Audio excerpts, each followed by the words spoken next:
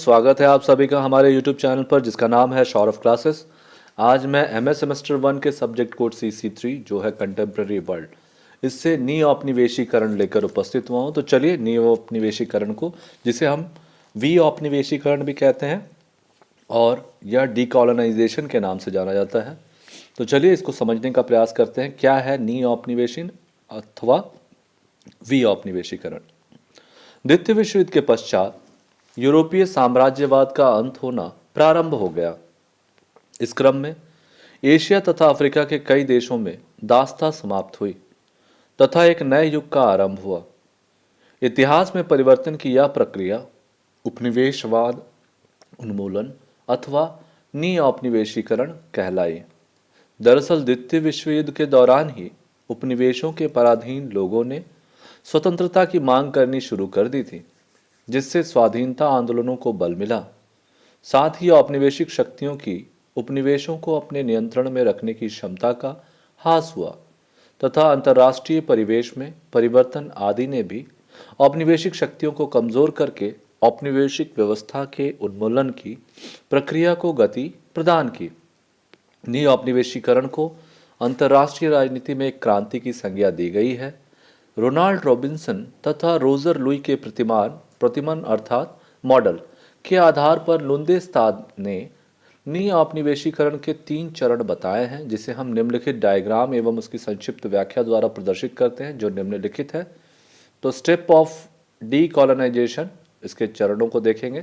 पहला है change at the international level, अर्थात अंतर्राष्ट्रीय स्तर पर परिवर्तन।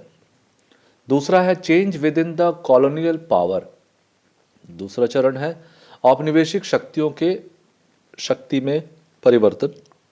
और तीसरा है change at the local level, यानी स्थानीय स्तर पर परिवर्तन। तो पहला जो हमारा पॉइंट है उसको हम देखेंगे, change at the international level.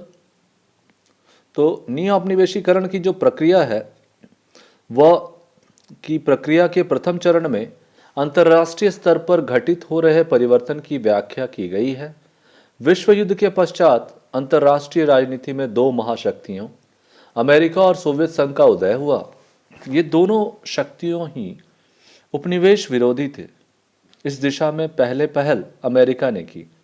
उसने फिलीपींस में स्थित अपने उपनिवेश को 1946 में स्वतंत्र कर दिया। इसके पश्चात अमेरिकी प्रशासन ने यूरोप की साम्राज्यवादी शक्तियों पर उपनिवेशवाद उन्मूलन की प्रक्रिया को तेज करने के लिए दबाव डालना शुरू किया। सोवियत संघ ने भी उपनिवेशों का जबरदस्त विरोध किया। वे मार्क्सवादी सिद्धांतों पर विश्वास रखते थे तथा इसके अनुसार साम्राज्यवाद पूंजीवाद का अंतिम चरण था। इस कारण वैचारिक आधार पर भी वह उपनिवेश उन्मूलन के प्रति वचनबद्ध था। सोवियत संघ ने उन उपनिवेशों को समर्थन दिया जिसमें स्वतंत्रता आंदोलनों का नेतृत्व साम्यवादी अथवा अन्य वामपंथियों के हाथों में था। उसने उन देशों के राष्ट्रीय आंदोलन में विशेष रुचि नहीं दिखाई जहां गैर साम्यवादी इन आंदोलनों का नेतृत्व कर रहे थे।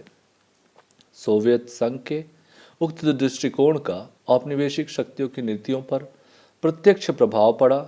कई औपनिवेशिक देशों ने अपने उपनिवेशों में ऐसे सुधार लागू किए जिससे उनकी स्वतंत्रता आंदोलन साम्यवादियों के प्रभाव में न आ जाए। यदि किसी उपनिवेश में स्वतंत्रता आंदोलन साम्यवादियों के नियंत्रण में आ गया तो औपनिवेशिक देशों ने वहां उपनिवेशवाद उन्मूलन की प्रक्रिया की गति धीमी कर दी। यही हिंद चीन में फ्रांस के दृष्टिकोण के विषय में हुआ, क्योंकि हिंद चीन साम्यवादियों के प्रत्यक्ष नियंत्रण में आ गया था। इस तरह प्रथम चरण में हम देखते हैं कि अंतर्राष्ट्रीय स्तर पर एक उपनिवेश विरोधी माहौल तैयार हो गया था, परंतु दोनों शक्तियों की विचारधारा में अंतर होने के कारण अंतर्राष्ट्रीय स्तर पर अनेक जटिलताएं भी पैदा हो गई थी। अब हम दूसरे पॉइंट को देखते हैं, change with in the colonial power, अर्थात औपनिवेशिक शक्तियों की शक्ति में परिवर्तन। इस प्रक्रिया में इसके दूसरे चरण में औपनिवेशिक शक्तियों की स्थिति में भी आंतरिक परिवर्तन घटित हुए थे। ब्रिटेन, फ्रांस, बेल्जियम, पुर्तगाल तथा हॉलैंड आदि यूरोप के प्रमुख औपनिवेशिक देश थे। 1945 ईस्वी के पश्चात इन देशों की क्षमता एवं इच्छा आदि का ह्रास हुआ। यद्यपि ब्रिटेन और फ्रांस युद्ध में विजयी रहे थे, फिर भी उपनिवेशों पर शासन करते रहने की क्षमता में निश्चित तौर पर कमी आई थी। साथ ही इन देशों पर कमजोर हुई अंतर्राष्ट्रीय स्थिति का भी प्रभाव पड़ा। उनकी आर्थिक समस्याएं गंभीर हो गई तथा उनको शक्तिहीन बनाने में अन्य कारकों ने योगदान दिया। इन औपनिवेशिक शक्तियों ने संसाधनों में तो कोई विशेष कमी नहीं हुई थी, फिर भी उपनिवेशवाद के विरुद्ध शक्तिशाली जनमत ने उनकी इच्छा शक्ति को अवश्य निर्बल बना दिया था। यूएनओ की स्थापना के पश्चात मानववादी दर्शन पर बल दिया गया, जिसमें मनुष्य को स्वतंत्र रूप से विकास करने का समुचित अवसर प्रदान करने की बात कही गई थी। इस कारण उपनिवेशों को अपने अधीन रखने के लिए बल प्रयोग को उचित नहीं माना जाता था, परंतु बल प्रयोग के बिना उपनिवेशों को अधिक समय तक दास्ता में नहीं रखा जा सकता था, चाहे कुछ उपनिवेश की जनता का एक भाग शासकों के समर्थन में ही क्यों ना हो। इस तरह से इसके द्वितीय चरण में हम देखते हैं कि औपनिवेशिक शक्तियों की आंतरिक स्थिति में कई महत्वपूर्ण परिवर्तन हुए। उनकी क्षमता व इच्छा में कमी तो आई ही थी, साथ ही अंतर्राष्ट्रीय घटनाक्रम का प्रभाव भी इनकी आंतरिक क्षमता को पस्त कर रहा था। अब हमारा तीसरा जो चरण है, change at the local level, यानी अंतर्राष्ट्रीय स्थानीय स्तर पर परिवर्तन। नई औपनिवेशीकरण के चरण में स्थानीय स्तर पर भी अनेक महत्वपूर्ण परिवर्तन हुए। स्थानीय स्तर पर कई नेता उभर रहे थे जो जनसाधारण से समर्थन प्राप्त कर काफी शक्तिशाली हो गए थे। कई ऐसे उपनिवेश थे जिनमें औपनिवेशिक शासन का विरोध वहां के स्थानीय नेता तथा जनसाधारण द्वारा उसी समय प्रारंभ हो गया जब शासकों ने संबद्ध उपनिवेश पर कब्जा किया था। साम्राज्यवाद विरोधी आंदोलन प्रायः दो प्रकार के थे। पहली श्रेणी में राष्ट्रीय आंदोलन तथा दूसरी श्रेणी में राष्ट्रीय मुक्ति आंदोलन कहा जाता है। इन दोनों आंदोलन का मुख्य उद्देश्य स्वतंत्रता प्राप्त करना था, परंतु दोनों आंदोलन की प्रकृति में पर्याप्त भिन्नता थी। प्रथम श्रेणी के राष्ट्रीय आंदोलन का उद्देश्य विदेशी शासन के सत्ता के स्थान पर स्वदेशी सरकार की स्थापना करना एवं एक सशक्त राज्य की स्थापना करना था, परंतु ये औपनिवेशिक समाज की संरचना में तुरंत कोई परिवर्तन करना नहीं चाहते थे। दूसरी श्रेणी में राष्ट्रीय मुक्ति आंदोलन आते थे। ये आंदोलन अपेक्षाकृत देरी से प्रारंभ हुए तथा इसका संचालन वामपंथियों द्वारा किया गया। इनका उद्देश्य विदेशी शासन समाप्त करने के साथ साथ सामाजिक आर्थिक संरचना में भी मूलभूत परिवर्तन करना था। इस प्रकार भारत में चलाए गए राष्ट्रीय आंदोलन का ध्येय राजनीतिक स्वतंत्रता था। दूसरी ओर हिंद, चीन, अंगोला आदि में मुक्ति आंदोलन चलाए गए। संक्षेप में जिन देशों ने राष्ट्रीय आंदोलन द्वारा स्वतंत्रता प्राप्त की उनमें प्रायः उदार लोकतांत्रिक शासन व्यवस्था स्थापित की गई, परंतु मुक्ति आंदोलन ने समाजवादी राज्यों की स्थापना की।